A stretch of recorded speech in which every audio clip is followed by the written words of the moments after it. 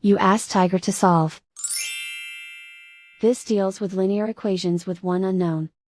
The final result is p equals -15.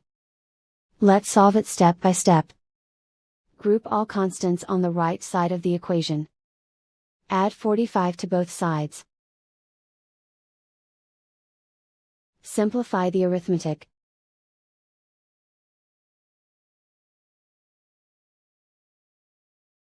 Isolate the p. Divide both sides by -4.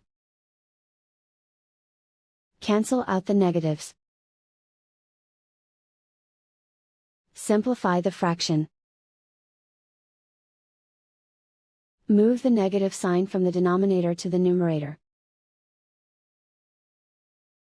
Find the greatest common factor of the numerator and denominator. Factor out and cancel the greatest common factor. And so the final result is p equals -15.